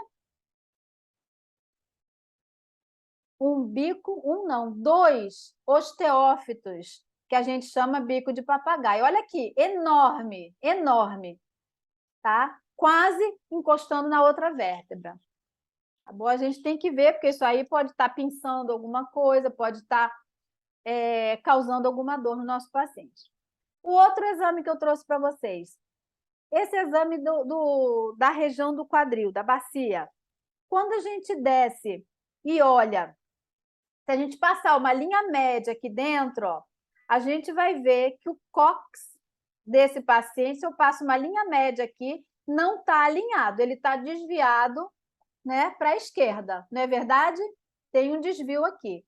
E se eu olho a síntese púbica desse paciente, olha o que acontece do lado esquerdo em relação ao lado direito. Está mais alto. Tá? O que isso me diz?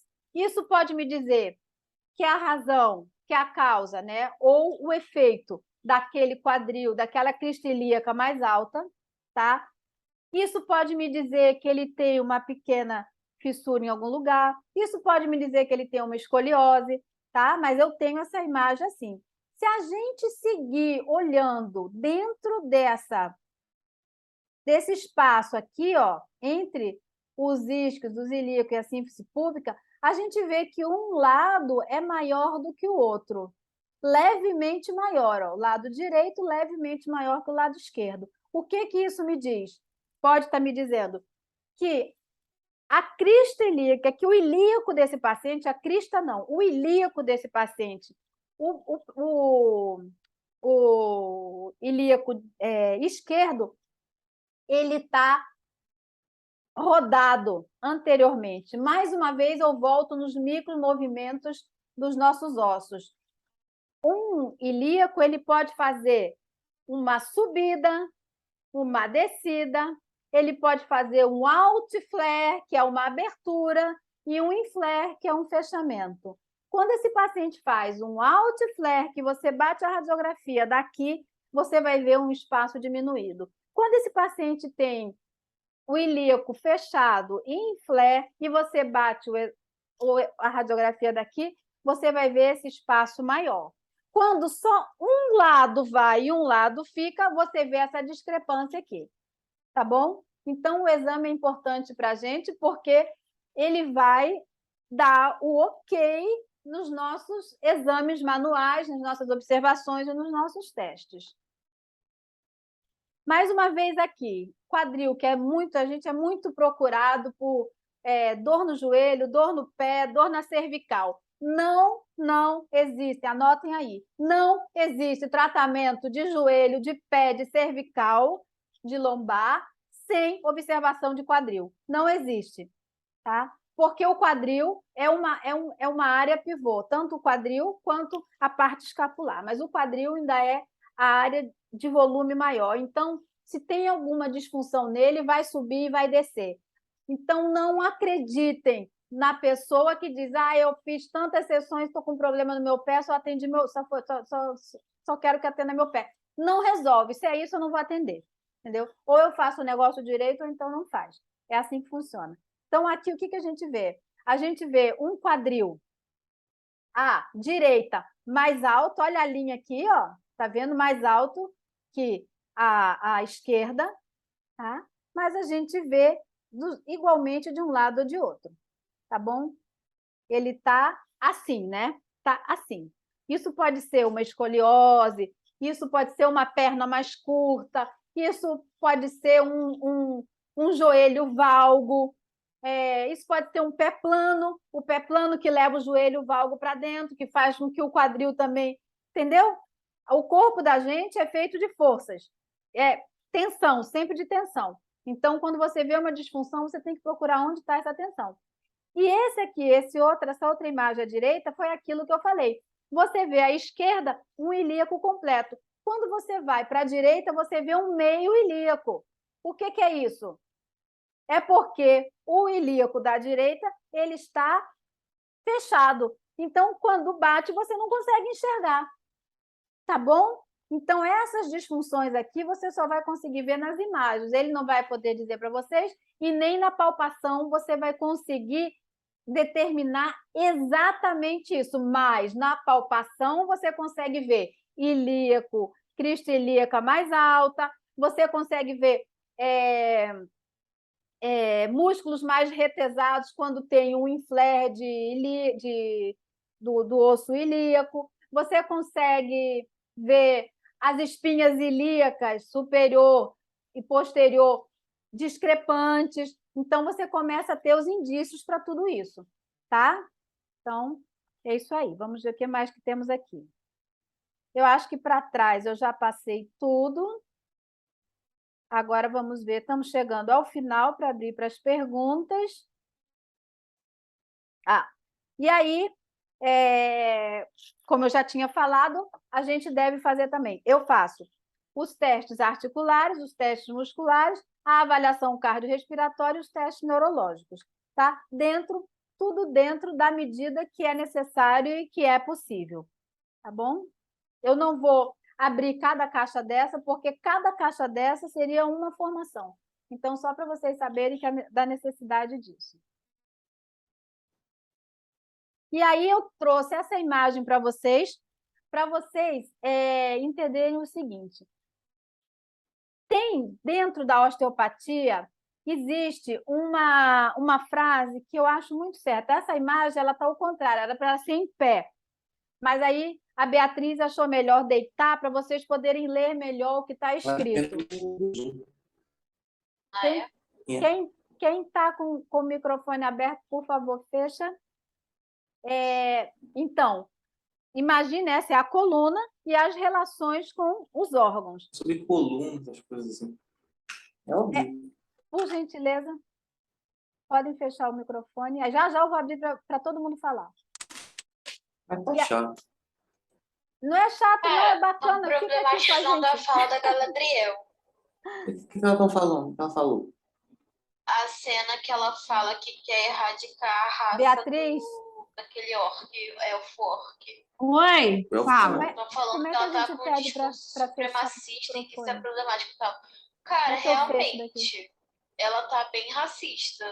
Só que eu acho que é esse o ponto que exatamente que a série quer Por pegar. favor, quem está falando, Porque por favor, quem está falando, pode fechar o microfone. Obrigada. Então, quando a gente pega um paciente para avaliar, dependendo da queixa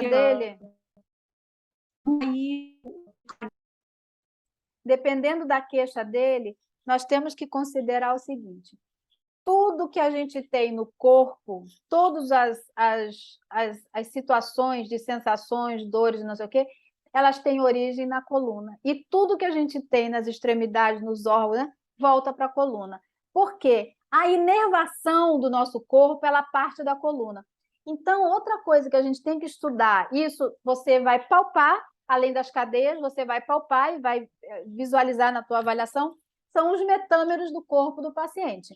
Por exemplo, se você quer tratar uma vértebra, uma dor do paciente, uma músculo fibular, não adianta você não subir de tal maneira que você vá na vértebra, que a inervação tenha a ligação com o metâmero do fibular, tá bom? Então, você vai lá nessa vértebra que tem a relação com aquele músculo e vai tentar trabalhar aquela região, trabalhar aquela vértebra. E não só o sistema muscular e o sistema nervoso, mas os órgãos, tá? Se o paciente vem com um problema respiratório, não sei quantos de vocês trabalham com fisioterapia respiratória, eu trabalhei muitos anos com fisioterapia respiratória.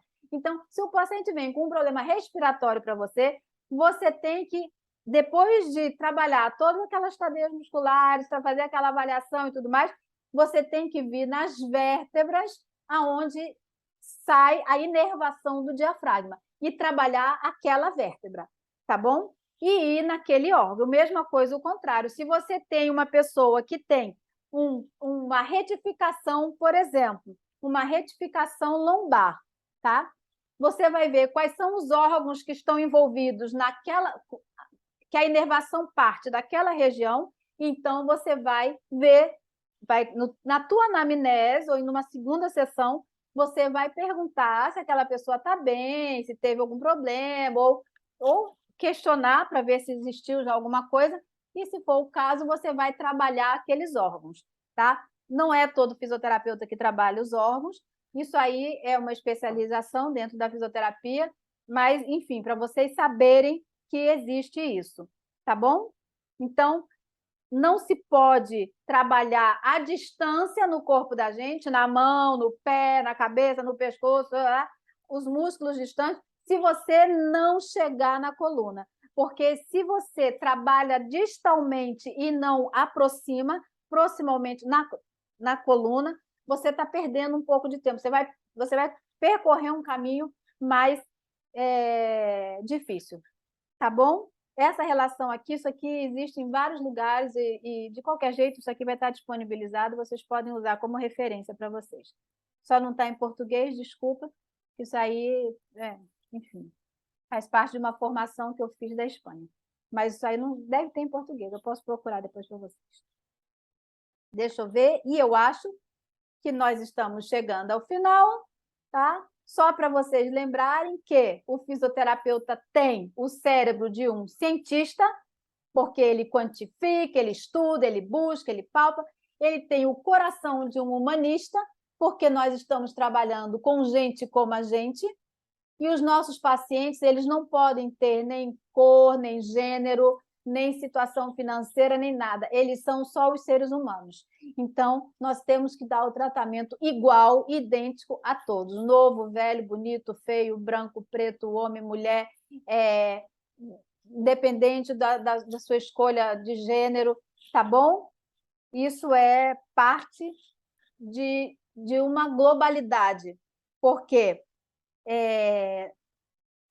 na verdade, eu acredito que nós, como seres, a gente trabalha outro ser, mas nessa relação existe uma energia. E essa energia ela é colocada no mundo e ela dissipa para o que está em torno e se liga com da outra pessoa e da outra pessoa para a gente tentar gerar um mundo um pouquinho melhor, um meio ambiente um pouco mais verde, dar mais, sabe, aquilo tudo, cuidar do meio ambiente, cuidar dos animais, e tudo parte dali, nosso consultório, uma salinha, uma clínica, uma coisa, a relação tete a tete com o teu paciente, mas, na verdade, aquilo ali tudo está dentro de um plano muito maior, tá bom? Uma coisa muito mais energética. Tá? E o fisioterapeuta não podia deixar de dizer que tem as mãos de um artista, porque, de uma maneira ou de outra, a gente vai moldando o corpo daquele nosso paciente. Não é isso? Deixa eu ver. E aqui são os nossos contatos. Antes de eu abrir para as perguntas, eu vou relembrar para quem chegou agora no final. Essa live é uma live, é a primeira live de 3, primeiro bate-papo de 3. Nós vamos ter outra na próxima semana com a professora doutora Kézia, proprietária da Aquatop. Ela vai nos falar sobre os benefícios da água. Uma terceira live vai ser feita com o professor e doutor Rogério Antunes, que é o especialista em hidroterapia aqui no Brasil, é quem vem dar o curso agora, final de outubro, de Watson, uma formação internacional, de certificação internacional. É uma pessoa, como eu já contei lá no início, que eu conheço desde o início da carreira, foi meu colega de faculdade, e desde esse início ele sempre trabalhou com água. Ele é super estudioso, é uma referência na água aqui no Brasil, e ele está vindo aqui para o Rio dar essa formação. Ele já deu uma outra formação em fisioterapia aquática na vez passada e está vindo agora esse final do mês para dar essa formação do Watson 1, tá? No próximo mês, eu vou dar a formação de avaliação. Tudo que nós falamos aqui, a gente vai poder entrar um pouquinho mais e discutir de maneira mais ativa, conversar, falar dos casos clínicos, e eu vou entrar mais e explicar mais como tudo funciona. E no terceiro mês, vai ter a formação de avaliação gerontológica, que quem vai dar é a fisioterapeuta Beatriz, tá? Que é da equipe da Setor, tá bom? Ela é responsável pelos estagiários da Setor, tá? Então, eu vou agora abrir para perguntas.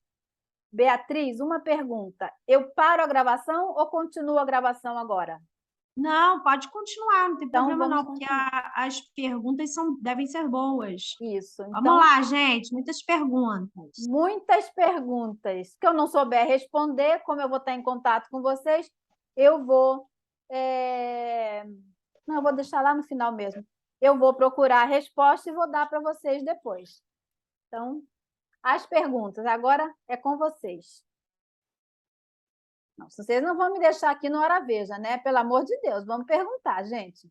Ou vamos falar alguma coisa. Simone, como que você avalia o paciente? Não, na verdade, eu ia até fazer uma perguntinha. Então faz. Tipo assim, a minha avaliação, lógico, não é tão top quanto a sua. A sua é, assim, alto nível, mas eu vou... Obrigada. Mas é bem nesse sentido mesmo. Eu procuro buscar muito esse olhar amplo no paciente, desde quando ele está chegando, quando ele está indo embora, mesmo eu tratando. Ultimamente eu tenho tratado muito na água, né? Descobri essa paixão pela água. E da piscina eu vejo ele caminhando, sabe? Ambiente de satisfação por ver o quanto ele melhorou, o quanto ele progrediu. Mas é uma pergunta que todo paciente faz e a gente muitas vezes fica assim, Doutora, eu vou ficar bom. Como sai dessa pergunta?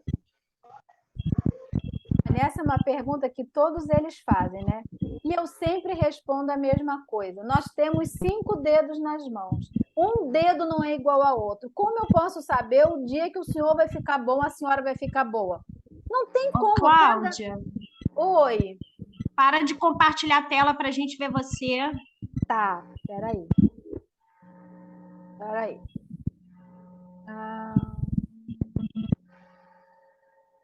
Não, foi para mim, bota para você. Como é que eu paro? Stop sharing, não compartilhar aí, não pare de compartilhar, alguma coisa assim. Em cima, vê se não está em cima uma tá aqui, barrinha de ferramenta. Compartilhamento tá aqui. Pausar compartilhamento tá aqui. Vamos ver se vai sair. Interromper compartilhamento. Pronto, saiu. Maravilha, maravilha.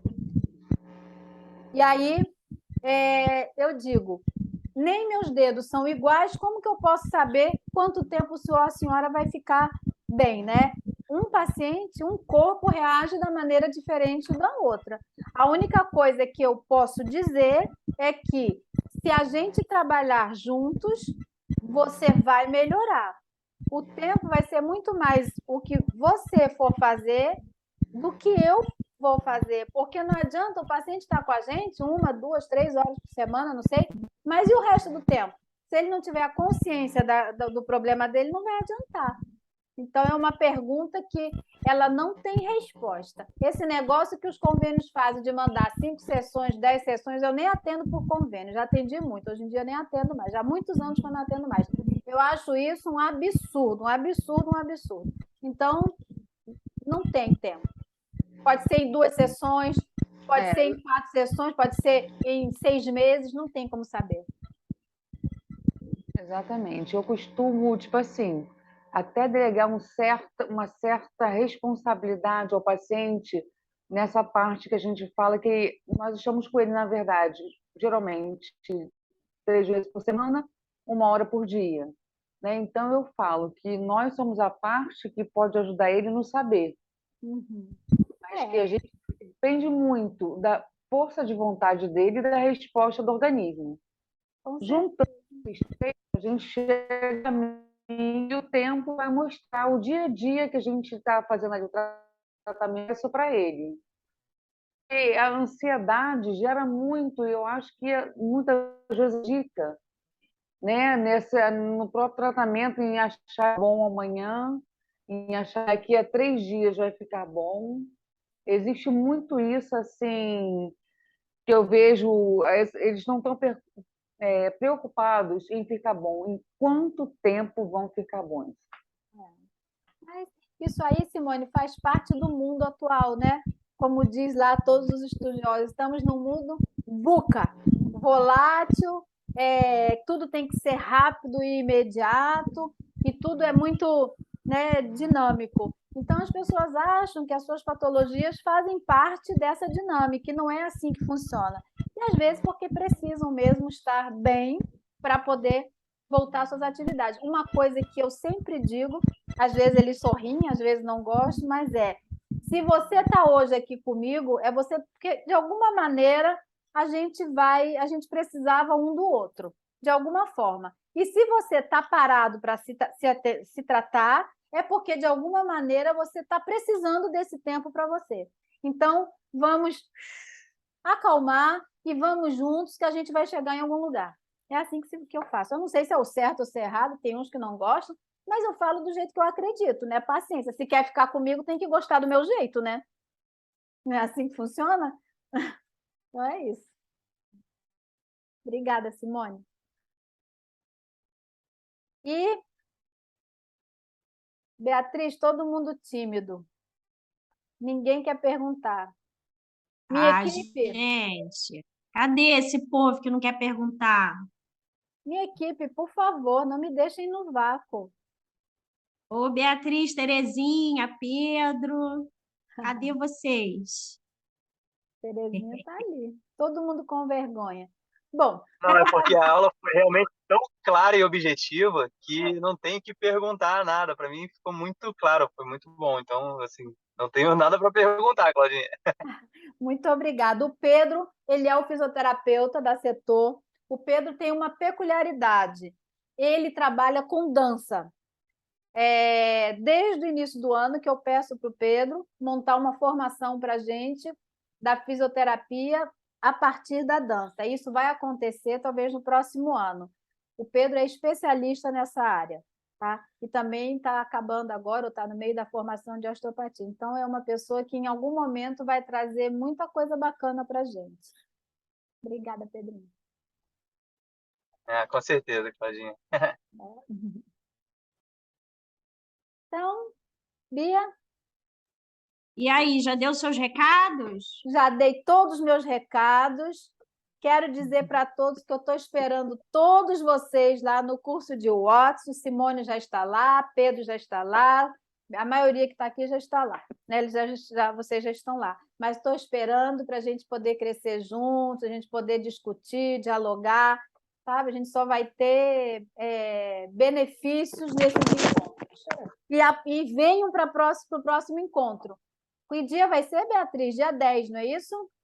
Vai ser dia 10 também. Aí a gente pode, de repente, ver se bota 7 horas, de repente pode ser uma, né? Para melhorar o horário para todo mundo. Aí no dia 10 eu conto com vocês aqui de novo. A Kézia é muito, muito, ela sabe muito de água também. É uma referência, faz parte também da Associação Brasileira de Fisioterapia Aquática. Então, preparem suas perguntas para explorarem bastante ela. Viu? Então, vou terminar aqui, gente. Eu só tenho a agradecer. Obrigada, Simone. Obrigada, equipe. Obrigada a todos os outros. E vou parar aqui a gravação. Salva aí. Como é que pausar, Vai interromper? salvar no seu computador. Quando acabar, quando fechar tudo, ele vai salvar, tá? Eu só encerro, Bia. Oi? Eu só encerro, pauso a gravação, interrompo a gravação. Não, não. Quando Faço você nada. sair, todo mundo sair, ela vai salvar automaticamente. Então tá ótimo. Então, gente, um beijo para vocês. Bom Tchau, descanso. gente. Boa noite. E boa noite para vocês. Boa noite. Simone, bom te ver, viu? Beijo. Boa noite, parabéns. Fernanda, Adorei. Cheguei atrasada, desculpa, Boa mas noite. foi Arrasou, incrível. Cláudia. bom Legal. te ver, Fernanda. Um beijo. Obrigada. Um Obrigada a beijo. vocês. Também entrei atrasado, mas um pouco que eu vi arrasou, Cláudia. Terê não fez uma pergunta. Você? Eu Mas entrei muito obrigada, atrasada, viu? Claudinha. Eu Eu estava vi, no você estava engarrafamento, não tentei trabalhando. entrar. Cláudia, uma pergunta em relação ao curso, mas é só o dia. Dia 30 tem eleição. Como que vai ficar? Vai permanecer? Vai, porque a gente pensou em trocar, mas já estava a piscina contratada, as mídias no ar. Então, o que a gente vai fazer? No dia 30, o Rogério vai parar o curso meio-dia, 1 hora no máximo. E o que ia ser dado na tarde, ele vai dissipar nos outros encontros, no final de semana anterior e no sábado anterior. Vai repor essas horas nos dias anteriores. A gente vai fazer os intervalos menores, para todo mundo poder votar. Tá bom? Ah, ok. Tá bom, Claudinha. Obrigada. Sugestão, Foi? tipo assim, como a votação começa acho que 7h30 da manhã, a gente poderia combinar que vai fazer o curso, combinar de voltar cedo e a gente chegaria tipo 1 hora mais tarde aí, de repente, porque acho que dessa vez vai ser muito menos tumulto que a outra, né? Porque é só um ou outro, acabou. A gente não Simone, tem tem um risco. Tem um risco, porque tiveram pessoas que ficaram horas na fila. E o Rogério, ele volta para Recife no domingo. Então, ele volta no domingo no final da tarde. Se a gente atrasar muito o início, vai se estender até depois das 6 horas. Lembra que quando a gente fez o da fisioterapia aquática, o nosso horário extrapolava o horário que era? Então, a gente achou melhor deixar para todo mundo ir votar à tarde. Tá ótimo. Tá tranquilo. Tá maravilha. Tchau, amor. Beijo. Até a próxima. Até. Tchau, gente. Vou esperar vocês saírem, porque eu não sei o que eu vou fazer com essa gravação aqui. Vou esperar para ver o que acontece.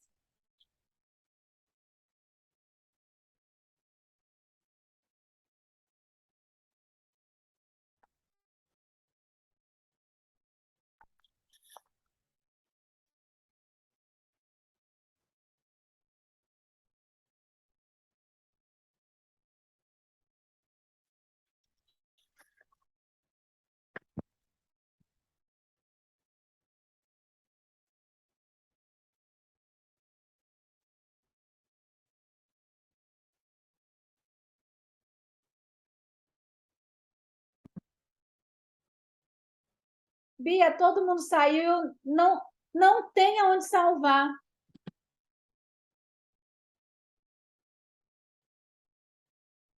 Eu botei, tá gravando.